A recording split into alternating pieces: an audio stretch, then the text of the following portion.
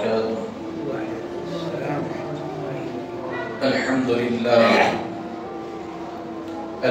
لله رب العالمين، والعاقبة للمتقين وعلى من أحبهم وتبعهم بإحسان أجمعين إلى يوم الدين. أما بعد، أعوذ بالله من الشيطان الرجيم. بسم الله الرحمن الرحيم.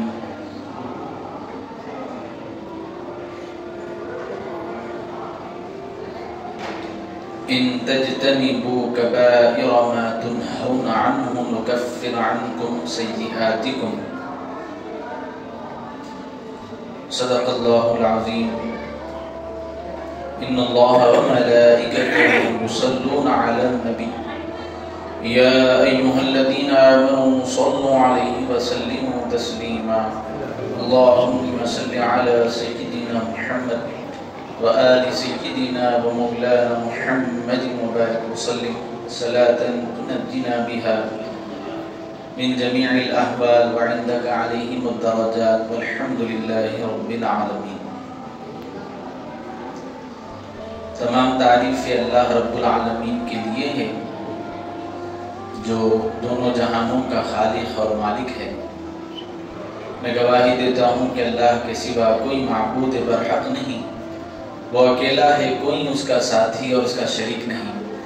اور اس بات کی گواہی دیتا ہوں کہ اللہ تبارک و تعالی نے انسانوں کی ہدایت کے خاطر کم و بیش 1,24,000 انبیاء علیہم السلام کو مبعوث فرمایا، اور اس سلسلے کو اللہ نے میرے اور آپ کے آقا حضور احمد مجتبی محمد مصطفیٰ صلی اللہ علیہ وسلم پر اس کا اختتام فرمایا۔ حضور کے بعد قیامت تک کوئی دوسرا نبی نہیں آ سکتا۔ اگر کوئی نبوت کا دعوے دار ہو تو اسے کذاب کہا جائے گا۔ اس کا اور اس کے ماننے والوں کا اسلام سے دور دور تک کوئی تعلق نہیں۔ معزز و مکرم سامعین کرام، یہ ماہ جمادی الآخر کا مہینہ ہے، اور تقریباً 24 تاریخ آج ہم پر سایہ فگن ہے۔ اس مہینے کی مناسبت سے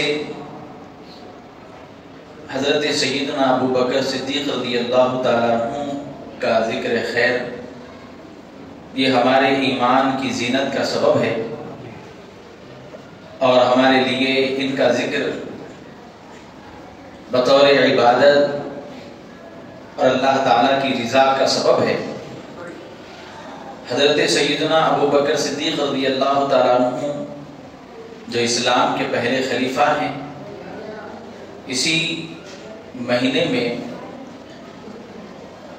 آپ کا وصال مبارک ہوا۔ اللہ تعالیٰ نے آپ کو بہت بڑے مقام سے سرفراز فرمایا۔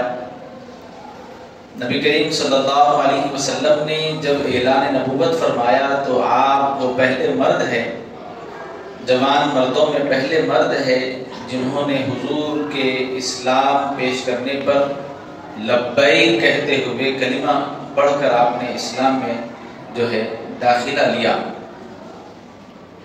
اور یہ حضور پاک علیہ السلام کے رفیق حیات ہیں، اور نہ صرف رفیق حیات ہیں بلکہ سفر میں، حجر میں، ہجرت کے موقع پر غم اور خوشی کے بہت سے اوقات اسلام کے آپ نے اپنی نگاہوں سے دیکھے۔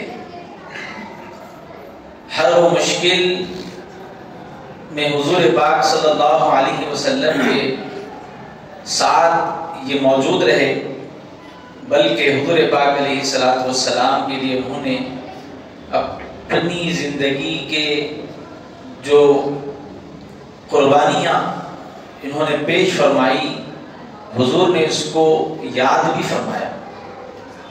اپنے وصال مبارکہ سے قبل حضور نے خود ارشاد فرمایا کہ میں نے سب کے احسانوں کا بدلہ چکا دیا ہے، میں نے سب کے احسان کا بدلہ دے دیا سوائے ابو بکر کے۔ آگے ارشاد فرماتے ہیں کل قیامت کے دن اللہ سیدنا ابو بکر صدیق کو سرفراز فرمائے گا، اپنی بارگاہ سے اجر دے گا۔ یہ بہت بڑا مقام ہے۔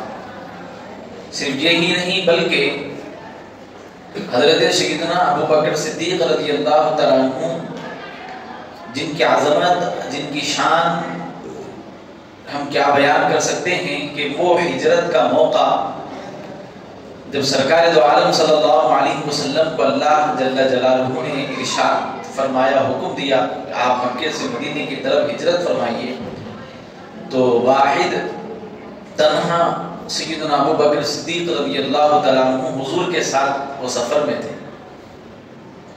اور ایسا وہ سفر تھا کہ ایک طرف دشمنان اسلام حضور کے قتل کے ارادے سے حضور کی تلاش میں نکلے ہوئے ہیں، اور یہاں حضور پاک صلی اللہ علیہ وسلم تنہا سیدنا ابو بکر صدیق کو لے کر نکلے، یہاں تک کہ غار ثور میں آپ نے قیام فرمایا، اور وہ موقع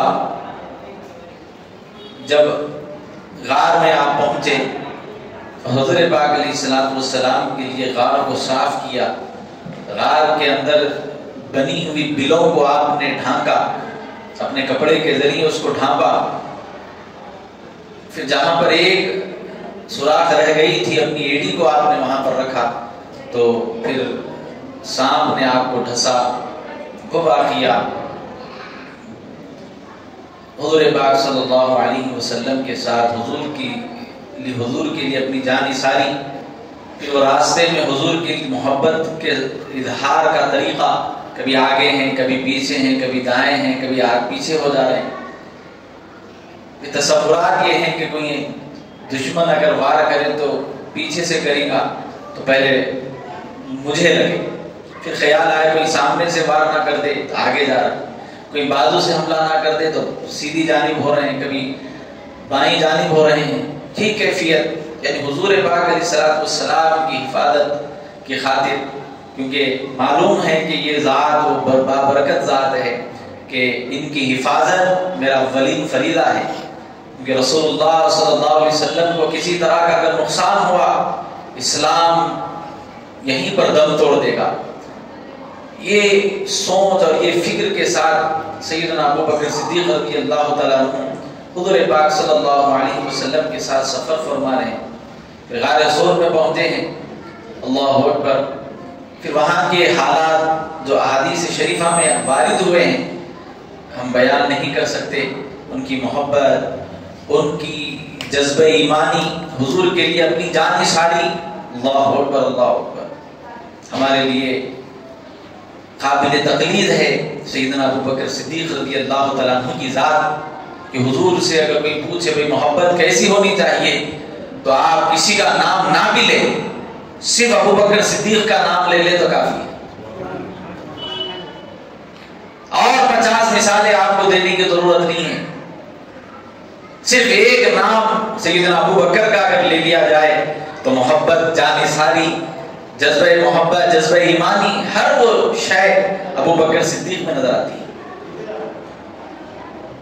ایک کا یہ حال ہے تو ان کے علاوہ کے اصحاب کی ہم کیا بات کر سکتے ہیں، ان کے علاوہ اور بھی بہت صحابہ کرام ہیں جو حضور کے لیے جان نثاری کے جو ہے ایک انوکھے جو ہے انوکھی قربانیاں پیش فرمائیں۔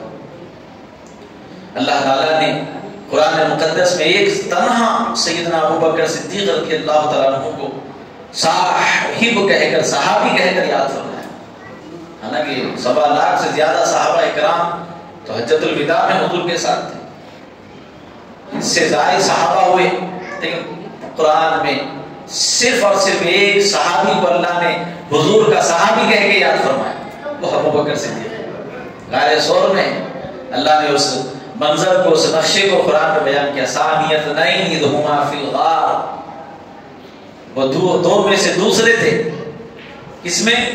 غار میں، اذ یقول، جب ان پر خوف طاری ہوا، یعنی ابو بکر صدیق رضی اللہ تعالیٰ عنہ خوف زدہ ہو گئے تھے، کہیں دشمن کہیں ہوا کو جو ہے بھانپ نہ لے، ہوا کو پکڑ نہ لے، کہیں ہماری فراق میں ہم تک نہ پہنچ جائے، اپنی جان کی فکر نہیں ہے، کہیں حضور کو کچھ نقصان نہ ہو جائے۔ یہ غم، یہ خوف ابو بکر صدیق رضی اللہ تعالیٰ عنہ پہ طاری تھا، تو رسول اللہ صلی اللہ علیہ وسلم نے حضرت ابو بکر سے کہا اذ یقول، میرے محبوب نے فرمایا کس سے؟ لصاحبہ، اپنے صحابی سے۔ تو صحابی کہہ کر اللہ تعالیٰ نے قرآن میں یاد فرمایا۔ یہ تنہا سیدنا ابو بکر صدیق رضی اللہ عنہ کی ذات ہے جن کو اللہ نے محبوب کا صحابی کہا، لصاحبہ، انہوں نے اپنے صاحب سے کہا، اپنے صحابی سے کہا لا تحزن، اے ابو بکر گھبرا نہیں، غم زدہ نہ ہو، خوف زدہ نہ ہو، ان اللہ معنا، اللہ ہمارے ساتھ ہے۔ اور کتنی گہرائی کے ساتھ اللہ کی قربت کا یہاں پر ذکر ہو رہا ہے۔ محبوب فرما رہے ہیں اللہ میرے ساتھ ہے، نہیں بول رہے نہیں، اللہ میرے ساتھ ہے بھی بول سکتے تھے، ابو بکر گھبرا نہیں، میرے ساتھ ہے اللہ، نہیں کہا کہ اللہ تیرے بھی ساتھ ہے، میرے بھی ساتھ ہے۔ میری جو قربت اللہ کے ساتھ ہے اس کو کون اندازہ کر سکتا ہے؟ لیکن اے ابو بکر جیسی میری قربت اللہ سے کتنی قریب ہے، تیری قربت بھی میرے ساتھ اتنی ہی قریب ہے۔ تم میرے قریب ہو اور میں اللہ کے قریب ہوں، اور تم میرے ساتھ ہونے کی وجہ سے تم اور میں اللہ کے قریب ہیں۔ ان اللہ معنا، بڑی عظمت اللہ کے حبیب علیہ الصلوۃ والسلام کے صحابی حضرت ابو بکر صدیق کی شان میں بیان۔ روایت میں آتا ہے سیدنا ابو بکر صدیق رضی اللہ تعالیٰ عنہ کی صاحبزادی حضرت عائشہ صدیقہ، رسول اللہ صلی اللہ علیہ وسلم کی زوجہ مطہرہ، تمام امت کی ماں، اما عائشہ نے حضور سے پوچھا، کہا یا رسول اللہ ان یکون لأحد من حسنات عدد نجوم السماء، کہا یا رسول اللہ کیا دنیا میں کوئی ایسا ہے جس کی نیکیاں آسمان کے ستاروں کے برابر ہو؟ اور تاریخ گواہ ہے سائنس آج اتنی ترقی کرنے کے باوجود بھی ستاروں کی گنتی نہیں کر سکی۔ آج اس ترقی یافتہ دور میں بھی ستاروں کی کیا گنتی ہے کوئی بول نہیں سکا۔ اما عائشہ سوال کر کے یہ دنیا کو بتلا رہی ہے کہ میں جس سے سوال کر رہی ہوں یہ وہ آقا ہیں جو تاروں کی گنتی کو بھی جانتے ہیں۔ لوگ بولتے ہوئے حضور کو جو علم غیب میں تھا، اتنا علم آج تک سائنس نہیں بتا سکتی۔ پھر یہی نہیں، سوال ستارے کتنے ہیں بول کے نہیں ہے، یہ سوال کرنا تو ہم یہ اپنے آپ میں سمجھیں گے کہ یہ شک بھی نہیں ہوگا اما عائشہ کو کہ حضور کو جو ہے ستاروں کا علم، بلکہ اما عائشہ جو سوال کے ذریعے بتا رہی ہے کہ ستاروں کے برابر کسی کی نیکیاں ہیں، یعنی سوال میں دو سوال ہو رہے ہیں، ستارے کتنے ہیں اور اس کے برابر کس کی نیکیاں ہیں۔ اور نیکیاں یہ نام اعمال میں رہتی، چہرے پہ تو لکھی بھی نہیں رہتی۔ آپ کتنی نیکیاں کریں میرے کو معلوم کیا، میں کتنے گناہ کرا آپ کو نہیں معلوم، یہ چھپی ہوئی چیز ہے۔ اما عائشہ بتا رہی ہے میں جس سے سوال کر رہی ہوں یہ وہ آقا ہیں جن کو اللہ نے ما کان و ما یکون کا علم دے دیا۔ حضور جانتے ہیں، اپنی امت کے اعمال بھی جانتے ہیں کہ میری امت میں کس کی نیکیاں ستاروں کے برابر ہے۔ حضور نے یہ نہیں کہا مجھے نہیں معلوم، اور سوال پوچھا گیا کہ یا رسول اللہ بتائیے ستاروں کے برابر کسی کی نیکیاں ہیں؟ قال نعم، حضور نے فرمایا ہاں ہے، جواب دے رہے ہیں ہاں ہے۔ کون ہے وہ؟ فرمایا نعم عمر رضی اللہ تعالیٰ، وہ عمر بن خطاب ہے، عمر بن خطاب ہے جن کی نیکیاں ستاروں کے برابر ہے۔ بات سوال دراصل کچھ اور کرنا تھا، لیکن اس انداز میں آپ نے سوال پیش کیا تو آپ نے پوچھا این حسنات ابی بکر، کہا یا رسول اللہ میرے والد ابو بکر کی نیکیاں کہاں ہیں؟ یعنی اتنی نیکیاں حضرت عمر کی ہے تو میرے بابا ابو بکر کی نیکیاں کہاں ہیں؟ ان کی کتنی نیکیاں ہیں؟ حضور پاک علیہ الصلوۃ والسلام نے فرمایا قال انما جميع حسنات عمر حسنۃ واحدۃ لحسنات ابی بکر۔ حضور نے فرمایا کہ اے عائشہ عمر کی ساری نیکیاں ایک طرف، ابو بکر کی ایک نیکی ایک طرف۔ حضرت عمر کی جتنی نیکیاں ستاروں کے برابر، وہ نیکیاں ایک طرف، ابو بکر کی ایک نیکی ان پوری نیکیوں پہ بھاری ہے۔ اسی لیے تو کہا گیا ہے کہ تمام امت میں سب سے افضل سیدنا ابو بکر صدیق رضی اللہ تعالیٰ عنہ کی ذات بابرکت، خلیفہ اول، تمام صحابہ میں سب سے افضل، تمام نبیوں کے بعد، رسولوں کے بعد اللہ کے نزدیک اگر کسی کا مقام ہے، کسی کا مرتبہ ہے، وہ حضرت ابو بکر صدیق رضی اللہ تعالیٰ عنہ۔ اور وہ کون سی نیکی ہے جس کو حضور نے یہاں پر بیان کیا؟ یہ وہی نیکی ہے جو غار میں آپ نے کمائی، اپنی جان حضور کے لیے پیش فرمائی، اپنی جان کی پرواہ کیے بغیر حضور کے لیے جو آپ نے جد و جہد کی ہے، اللہ اکبر کبیرہ، ہم اندازہ نہیں کر سکتے۔ اس وقت کا منظر ہم نہ اپنے الفاظ کے ساتھ بیان کر سکتے ہیں، نہ کتابوں میں جو ہے اس واقعے کو صحیح طور پر لکھا جا سکتا ہے، بس واقعے کو بیان کیا جا سکتا ہے، لیکن وہ احساسات، وہ قربانیاں حضور نے پھر جو مقام حضرت ابو بکر صدیق کو دیا ہے، اللہ اکبر کبیرہ۔ حضور پاک علیہ الصلوۃ والسلام کا وصال مبارک 63 سال کی عمر میں ہوا، کچھ مہینے۔ حضرت ابو بکر صدیق رضی اللہ تعالیٰ عنہ کا وصال بھی 63 سال کی عمر میں ہوا۔ حضور سے اتنی محبت فرماتے تھے کہ حضور پاک علیہ الصلوۃ والسلام کی عمر میں جو وصال کی ہے، ابو بکر صدیق کی بھی وصال کی ہوئی ہے۔ پھر آپ نے وصیت فرمائی تھی اور کہا تھا کہ میرا جب انتقال ہو جائے تو میرا جنازہ جب تیار ہو تو حجرہ عائشہ کے پاس رکھ دینا، دروازہ لگا ہوا تھا،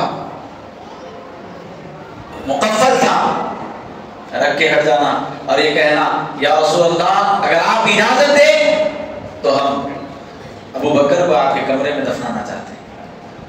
اگر دروازہ کھل جائے اور رسول اللہ کی بارگاہ سے اجازت ملے تو تم مجھے دفنا دینا، ورنہ پھر مجھے جنت البقیع جو مدینے کا قبرستان ہے اس میں لے جا کے دفنا۔ وصیت کے مطابق آپ کا جنازہ رکھا گیا اور کہا گیا کہ یا رسول اللہ ایک یار دوسرے یار سے ملنے کا متمنی ہے، ایک یار دوسرے یار سے ملنا چاہتا ہے، کیا آپ کی اجازت ہے؟ بس یہ بول کے سب ہٹ گئے، دروازہ مقفل تھا، رسول اللہ صلی اللہ علیہ وسلم کی طرف سے اجازت ملی، وہ دروازہ خود بخود کھل گیا اور کہا مدار مبارک سے آواز آئی کہ ایک یار دوسرے یار کا انتظار کر رہا ہے۔ حضرت ابو بکر صدیق رضی اللہ تعالیٰ عنہ کو آپ کے پہلو میں دفن کیا گیا۔ کیا مقام ہے، یار حیات بھی ہے، یار غار بھی ہے۔ اور سرکار دو عالم علیہ الصلوۃ والسلام فرماتے ہیں جب قیامت کے دن میں اپنی قبر سے اٹھوں گا تو میرے ایک ہاتھ میں ابو بکر کا ہاتھ ہوگا تو ایک ہاتھ میں عمر کا ہاتھ ہوگا۔ اس نے اپنی حیات میں خود فرما دیا۔ یہ تمام پیشن گوئیاں صحابہ کرام کی نظروں میں تھے۔ بعض بدبخت قسم کے لوگ جو اپنے آپ کو جو ہے تشیع کہتے ہیں، یہ حضرت ابو بکر صدیق رضی اللہ تعالیٰ عنہ کے متعلق بدگوئیاں کرتے ہیں،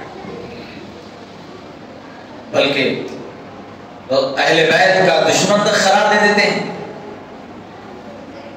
بعض اوقات حضرت فاطمہ رضی اللہ تعالیٰ عنہ پر جو ہے ظلم ستم کیے بلکہ جھوٹے جھوٹے الزامات لگائے جاتے ہیں۔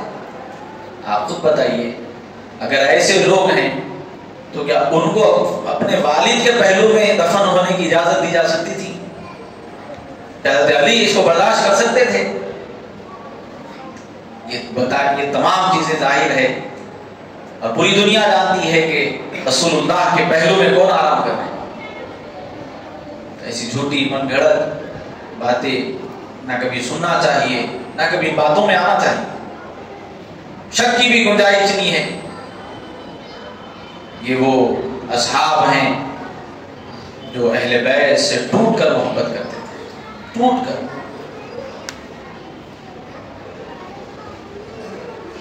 اگر اہل بیت کی وفاداری اگر کسی سے سیکھنا ہے تو ان سے سیکھنا چاہیے.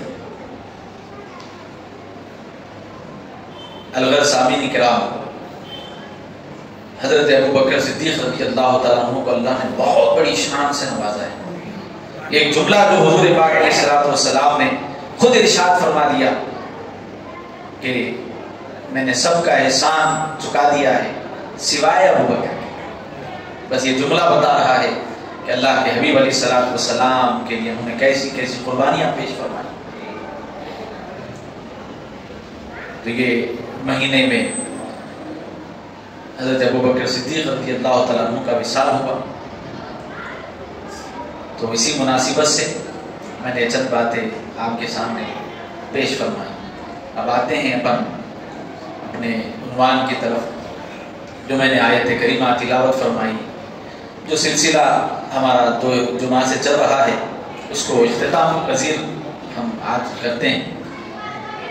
ہم نے نافرمانیوں سے متعلق چند باتیں آپ کے سامنے بیان کی، اور نافرمانیوں کی جو صورتیں ہیں، گناہ کبیرہ وہ کیا ہے اس کو ہم نے پچھلے جمعہ سماعت کیا تھا. آج ہم سنتے ہیں گناہ صغیرہ کیا ہے. گناہ صغیرہ اس کی گنتی بیان نہیں کی گئی، یہ بہت زیادہ ہے. بے شمار گناہ ایسے ہیں جو صغیرہ ہیں اور ان کی شناخت، ان کی تعداد کے اظہار کا کوئی طریقہ نہیں ہوا بیان. ہاں صرف شرعی شہادت اور بصیرت سے ان کی شناخت کی جا سکتی ہے.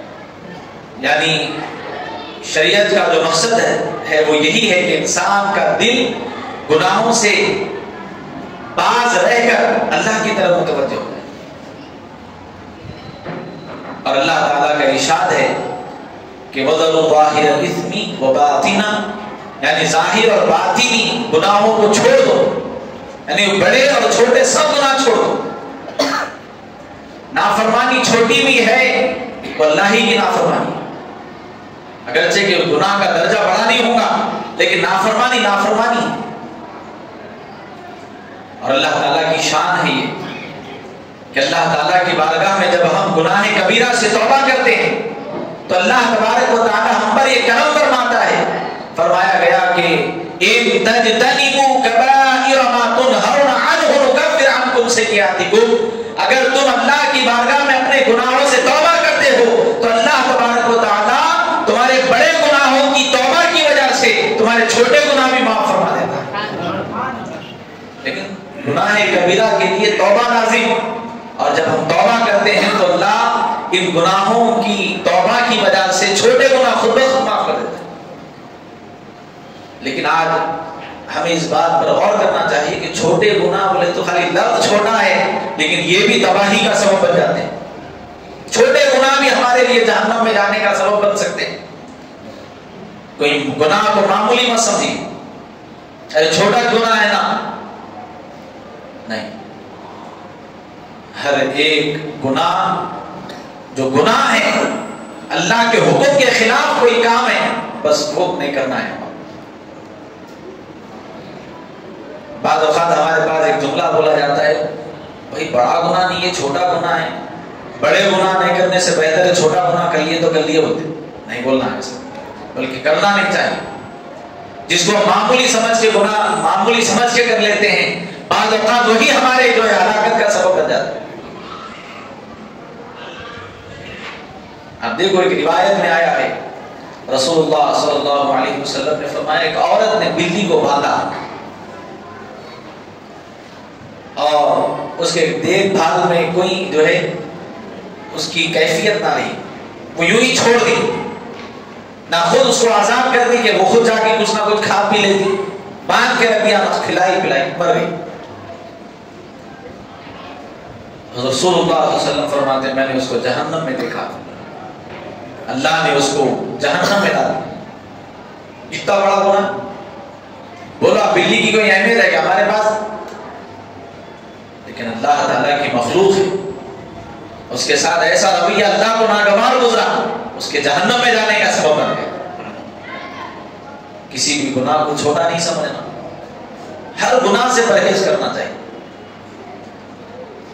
بلکہ عارفین، متقی، اولیاء اکرام مشتبہ شبہ والی چیزوں کو بھی چھوڑ دیا کرتے ہیں۔ بعض اسلاف کے متعلق بیان کیا گیا ہے کہ بعض اسلاف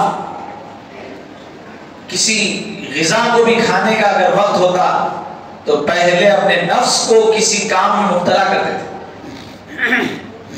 یعنی کسی ایک نیک کام میں مبتلا کر کے وہ ٹاسک دیتے تھے، اور ٹاسک دے کے بولتے تھے اگر آپ یہ کمپلیٹ کرے تو یہ کھانا آپ کے لیے، پھر وہ پورا ٹاسک کمپلیٹ ہو جاتا، پھر اس کے بعد جتنا دل چاہتا اتنا نہیں کھاتے تھے، اس میں بھی اس جو ہے پیٹ کو لگا اتنا بس۔ یہ کیفیت تھی اسلاف، یہ کھانے میں اتنی احتیاطیں فرماتے تھے۔ تو کسی بھی گناہ کو معمولی مت سمجھیے، چھوٹے چھوٹے گناہ بعض اوقات ہمارے جہنم میں جانے کا سبب ہوتا ہے۔ حضرت انس بن مالک رضی اللہ تعالیٰ عنہ بیان فرماتے ہیں ایک مرتبہ ہم ایک جٹیل میدان میں رسول اللہ کے ساتھ جمع تھے، پیارے آقا علیہ الصلوۃ والسلام نے صحابہ سے کہا جاؤ لکڑیاں لے کے آؤ۔ صحابہ کرام نے عرض کیا یا رسول اللہ دور دور تک کوئی لکڑی نظر نہیں آئی، کہاں سے لائے؟ حضور نے فرمایا جس کو جو ملے اٹھا کے لا۔ صحابہ کرام گئے، کسی کو کچھ ملا اٹھا لیے، کسی کو چھوٹی لکڑی ملی اٹھا لیے، کسی کو چھال ملی اٹھا لیے، کسی کو کچھ لائے، جو ملا لا کے سرکار کی بارگاہ میں رکھ دیے۔ تھوڑی ہی دیر میں ایسا ڈھیر جمع ہو گیا۔ حضور پاک صلی اللہ علیہ وسلم نے صحابہ کرام کو جمع کیا اور فرمایا یہی حال خیر اور شر کا ہے، یہی حال گناہ اور نیکی کا ہے۔ جس کو تم معمولی سمجھ کے کر دیتے ہو گناہ، وہ چھوٹے چھوٹے جب جمع ہوتے ہیں ایسا ڈھیر بن جاتا ہے۔ جس کو تم معمولی سمجھ رہے تھے وہ معمولی چیزاں معمولی معمولی معمولی چھوٹے ہیں نا چھوٹے ہیں نا چھوٹے ہیں نا، یہ بڑا ڈھیر ہو گیا، اتنے زیادہ ہو گئے۔ اب جس کو تم کچھ نہیں سمجھ رہے تھے، کچھ بھی نہیں بولے تھے، کتنی چیزیں جمع ہو گئی۔ اور یہی حال خیر کا بھی ہے کہ بعض نیکیاں جو ہم چھوٹے سمجھ کے چھوڑ دیتے ہیں، ضروری ہے کیا نیکی ہے، فرض تو نہیں ہے نا، نیکیاں چھوڑ دیتے۔ لیکن جب تم چھوٹی چھوٹی نیکیوں کو جب کرتے ہو وہ اللہ کی بارگاہ میں جمع ہو کے ایسا ذکیر ہے آخرت بن جاتا۔ دو باتیں حضور نے یہاں پہ صحابہ کو سمجھائی، کسی گناہ کو چھوٹا نہ سمجھو، چھوٹے گناہ مل کر ڈھیر بن جاتے ہیں، اور بڑے گناہ تو بڑے گناہ ہیں، اسی طرح چھوٹی چھوٹی نیکیاں جمع ہو کے جو ہے ڈھیر بن جاتی ہیں۔ ایک حدیث مبارکہ میں رسول اللہ صلی اللہ علیہ وسلم نے فرمایا اللہ تعالیٰ نے 3 چیزوں کو چھپا کے رکھا۔ ایک، اللہ نے اپنی رضا کو نیکی میں چھپا کے رکھا۔ اللہ کون سی نیکی سے راضی ہوتا نہیں معلوم، نیکی میں چھپا کے رکھا، چھوٹی بڑی کوئی مخیت نہیں ہے۔ اللہ فرض نماز سے خوش ہوتا ہو کہ نہیں ہے، اللہ رمضان کے روزوں سے ہی جنت دے گا یہ کوئی شرط نہیں ہے، نماز تہجد پڑھیں گے تو اللہ راضی ہوگا نہیں، یہ طریقے ہیں اللہ کو راضی کرنے کے،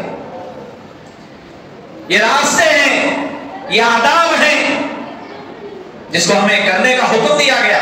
لیکن اللہ کی رضا کون سی نیکی میں چھپی ہوئی نہیں معلوم، اسی لیے حضور نے فرمایا ہر نیکی کرو، ہر نیکی کرو، کس کو معلوم اللہ تمہارے بڑے نیکیوں سے اللہ راضی نہ ہو اور تمہارا چھوٹا عمل اللہ کو اتنا خوش کر دے اللہ تمہیں جنت عطا فرمائے۔ بلکہ حدیث میں آیا ہے، آقا کریم صلی اللہ علیہ وسلم نے خود ارشاد فرمایا ہے، میں نے ایک شخص کو جنت میں ٹہلتے ہوئے دیکھا، ایک شخص کو جنت میں نے دیکھا۔ صحابہ نے پوچھا یا رسول اللہ کس عمل نے اس کو جنت میں داخل کیا ہے؟ حضور نے فرمایا کوئی بڑا عمل نہیں، راستے سے جا رہا تھا، راستے میں جو ہے ایک ٹہنی لٹک رہی تھی یا کوئی ایک پتھر وہاں پر تھا، یہ دونوں حدیث میں الفاظ آئے ہیں۔ حضور نے کہا کہ اس کے دل نے ارادہ کیا یہاں سے اور بھی لوگ گزرتے ہیں، کہیں چلنے کرنے میں ان کو تکلیف نہ ہو، اس نے راستے سے تکلیف دہ چیز اٹھا کے بازو پھینک دی، اللہ اس سے راضی ہو گیا اور اس کو اس عمل کے سبب اللہ نے جنت دے دی۔ ہمارا حال یہ، ہم تو لوگوں کے راستے میں جو ہے رکاوٹیں بننا چاہتے ہیں۔ ہماری کیفیت یہ، ہم لوگوں کی تکلیفیں دور کرنے کی بجائے ان کے لیے تکلیف کا سبب بننے کو پسند کرتے ہیں، اور نہ صرف پسند کرتے ہیں بلکہ فخر کرتے ہیں۔ میچ کرا بول کے یہ ہوا، میرے ساتھ اگر لیے تھے، دیکھ رہے اب کیا ہے حال۔ کسی کی نیکی کو چھوٹی مت سمجھو، اور بدقسمتی سے آج ہمارے معاشرے میں نوجوانوں کی زبانوں پر بکثرت یہ دیکھنے میں آ رہا ہے، سننے میں آ رہا ہے، فرض ہے کیا، واجب ہے کیا، سنت ہے، نہیں بھی کرے تو چلا۔ یہی سنتیں کس مقام تک لے جاتی اندازہ نہیں۔ حدیث پاک ہے، رسول اللہ صلی اللہ علیہ وسلم نے کیا ارشاد فرمایا، من احب سنتی، جس نے میری سنت سے محبت کی، فقط احبنی، اس نے مجھ محمد سے محبت کی ہے۔ ومن، حضور نے آگے ارشاد فقط فرمایا، حضور نے من احب سنتی فقط احبنی، اور فقط احبنی، جس نے مجھ سے محبت کی، معی فی الجنہ، وہ جنت میں میرے سنگت رہے گا۔ معی فی الجنہ کا جو ہے مزہ سنایا گیا ہے، اور اسی کو ہم بول رہے ہیں سنتی چھنا، کئی ایسی چیزیں سنت ہے بلکہ ہلکا لے کے چھوڑ دے رہے ہیں۔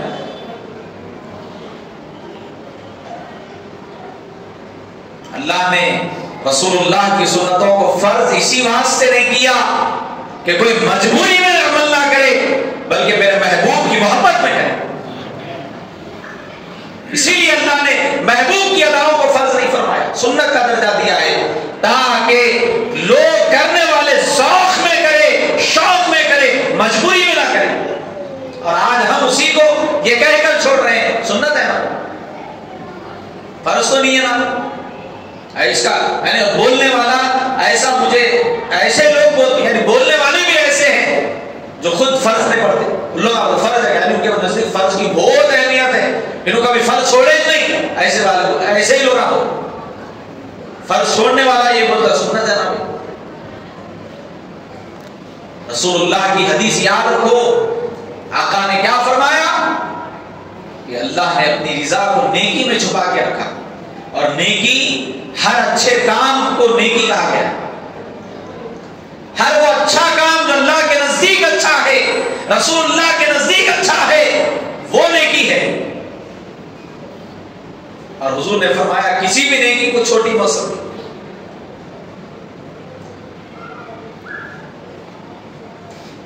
پھر حضور نے آگے ارشاد فرمایا، اللہ نے اپنی ناراضگی کو گناہ میں چھپا کے رکھا۔ جی ہاں، کون سے گناہ سے اللہ ناراض ہوتا نہیں معلوم، اسی لیے ہر گناہ چھوڑو، چھوٹا گناہ ہے بول کے مت کرو، کبیرہ گناہ جو بیان کیے گئے ہیں اس کو تو چھوڑنا ہی ہے، لازم ہے، لیکن اس کے علاوہ بھی کوئی بدنگاہی، چغل خوری، فحش گفتگو، ناچ گانا، یہ چیزیں اسلام میں ناپسند ہے، ان چیزوں سے بچنا چاہیے۔ لغو العب یہ بھیانک عمل ہے، دنیا کے بیکار چیزوں میں پڑے رہنا، جس میں سے ایک دو چیزیں یہ بھی ہے نوجوان بچے اپنے وقت کو اتنا ضائع کر رہے ہیں جبکہ وقت بھاگ رہا ہے. دیکھے دیکھے تک مہینے گزر جا رہے, دیکھے دیکھے تک سال آ رہا, عمر بڑھتے جا رہی, ہماری حرکتیں جیسے کی تیسی ہیں, اس میں کوئی چینجز نہیں ہے, کوئی تبدیلی نہیں ہے. ہم چاہ رہے ہیں اپنی زندگی میں تبدیلی لائے. کل ایک بھیانک ویڈیو نظروں سے گزرا, ایک صاحب کوئی پتنگ پلا رہے تھے, ایک صاحب گاڑی پہ جا رہے ہیں تو ان کی شے رکھ کر قربانی کرتے وقت جانور کے جو ہے حلق سے خون نکلتا, ایک نوجوان کے حلق سے ایسا خون نکلتا, موجود ہے میرے پاس ویڈیو بھی. اسلام تکلیف دینے والا مذہب نہیں ہے. تکلیف دہ چیزوں کو رستے سے ہٹانے والے کو جنت کی خوشخبری دی گئی ہے. تو لوگوں کے لیے تکلیف کا سبب مت بنیے. تھوڑے مزے کے واسطے یہ اچھا عمل نہیں ہے. اور خاص طور پر ان ایام میں کہ جن ایام میں شناخت ہے یہ تہوار کسی اور مذہب کا ہے, خاص طور پر ان ایام میں اس کے علاوہ بھی نہیں کرنا چاہیے, لیکن ان ایام میں خاص طور پر احتیاط کرنا چاہیے. جن کا تہوار ہے وہ اپنے ایام خاص میں یہ عمل کر رہے ہیں, اور ہمارے مسلمان نوجوان ابھی آئی نہیں, 10 دن پہلے سے حال یہ ہے اللہ اکبر کبیرہ, 10 دن بعد تک یہی کیفیت, خالی اسی میں, بلکہ کام کاج سے چھٹیاں لے کے باضابطہ گھر میں چولہا سلگوا نہیں ہے, بعض لوگوں کے گھر میں, کسی کے گھر میں اناج نہیں ہے, کسی کے گھر میں بہن کی شادی ٹھہری ہوئی ہے, اتنے قیمتی اوقات رکھتے ہوئے چھٹیاں لے کے جو ہے تہوار ہوتا ہے. سنکرانت یہ مسلمانوں کا تہوار نہیں ہے تو بولو کسی اور کا تہوار ہے, آپ مت. حال یہ ہے وہ صرف ایک نہیں ہے, وقت گزاری نہیں, اس کے اندر پھر بینچ ہے, بینچ کے ساتھ لڑائی ہے, اس کے ساتھ جھگڑے ہیں, پھر اس کے علاوہ لوگوں کے چھتوں پہ یہ کیفیات ہیں.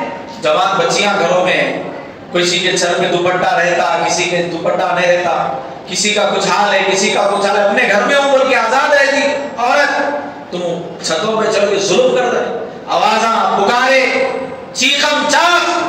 قوم لوط اللہ نے کتنا بھیانک عذاب دیا, قرآن اٹھا کے پڑھو. کیوں عذاب دیا گیا تھا؟ یہ چیخیں مارتے تھے, لوگوں کو تکلیف دیا کرتے تھے, چیخیں مارتے تھے. قوم لوط کی تباہ کاریاں پڑھو قرآن اٹھا کے. حضرت لوط علیہ السلام کی قوم کو عذاب کیوں دیا گیا معلوم کرو. تو اس کے اندر آپ کو ہائی لائٹ جو چیزیں نظر آئیں گی ان میں سے ایک یہ ہے, راستے میں جانے والے لوگوں کو تکلیف دیتے تھے, چیخاں پکارے کرتے تھے, آوازیں نکال کے چیختے تھے. اللہ کو ناپسند ہے یہ عمل.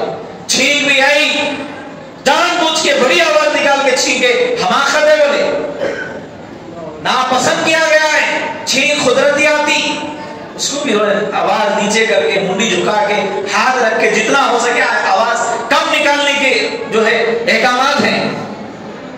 یہ نوجوانوں کا حال ہے. تھوڑے مزے کے واسطے آپ لوگوں کو تکلیف مت دو.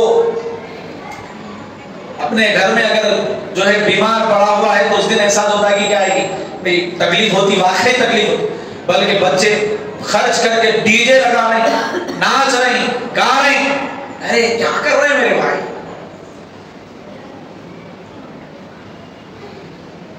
کیا ہے یہ؟ کوئی موقع نہیں چھوڑ رہے دنیا سے دل لگانے کا. احتیاط کیجیے, کسی کے تکلیف کا سبب مت بنو. اللہ کی بارگاہ میں سب سے جلدی اللہ جس سے ناراض ہوتا اس کی مخلوق کو تکلیف پہنچانا ہے. جی ہاں, تکلیف پہنچانا ہے. اللہ کے حبیب نے بڑی سختی سے وعید بیان فرمائی. ایک یہ ہے. دوسرا, سال گزرا, ہیپی نیو ایئر کے نام پہ باجے تاشے, ڈانس گانے, پٹاخے. اور تو یہ کرنا چاہیے کہ عمر کا 1 سال کم ہو گیا, موت کے 1 سال اور قریب آ گئے, آخرت کی کیا تیاری کریں ہم؟ اصحاب جن کے لیے رسول اللہ نے اپنی مبارک زبان سے فرمایا کسی جنتی کو دیکھنا ہے تو عمر کو دیکھو، حضرت عمر کہہ رہے ہیں مجھے معلوم ہو جاتا کہ وہ آخری شخص کون ہے جنت میں جانے والا، وہ میں ہوتا تو اللہ کا کتنا بڑا کام۔ یہ کیفیت کاش کہ مجھے معلوم ہو جاتا۔ کیا حال ہے بولو آپ؟ میں ذکر کیا تھا شبے کی چیزوں کو چھوڑتے تھے اصحاب، حضرت عمر کے سامنے ٹھنڈے پانی میں شہد ملا کے شربت بنا کے لا کے دی، حضرت عمر لے کے منہ کے قریب لائے، خیال آیا چھوڑا، خادم بولے حضرت پیجیے، مجھے ڈر ہے کہ کل قیامت کے دن اللہ یہ نہ کہے عمر دنیا میں جو تو نے نیکیاں کی تھی شربت جو مزے مزے لے کے پیے تھے وہ اس کا اجر تھا دنیا میں، یہاں پہ کچھ بھی نہیں ہے، اللہ یہ نہ کہے، بولے آئندہ نہیں دینا، بولے ایسا اللہ سے ڈرنے والے، اس کا یہ مطلب نہیں کوئی ڈرائے تکلیفوں سے زندگی گزارو، بولے نہیں، ان کا تقویٰ ہے یہ، اللہ سے ان کی معرفت کا حال ہے۔ ہمارا چلو حلال کھاؤ پیو لیکن جن چیزوں سے اسلام منع کر رہا اس سے تو بچو۔ موت کے قریب ہو رہے ہیں، 1 سال عمر بڑی ہو گئی،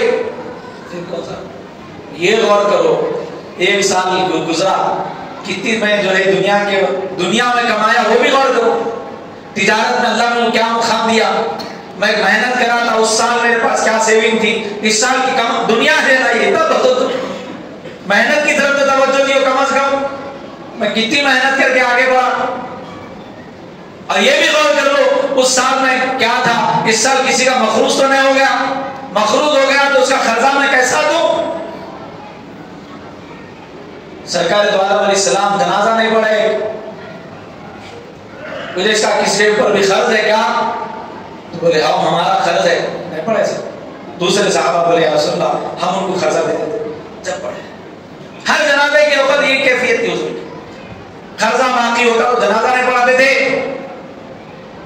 اور ہم لوگوں کو دھوکے دے کے دنیا سے مزے میں جیو، اور فکر ہی نہیں ہے، نہ رزق کی فکر ہے، نہ محنت کی فکر ہے، نہ حلال کی فکر ہے، بس کوئی موقع ایسا ہاتھ سے جانا نہیں چاہیے، انجوائمنٹ کا، انجوائمنٹ، ہیپی مومنٹ۔ اصل ہیپی مومنٹ کیا ہے معلوم؟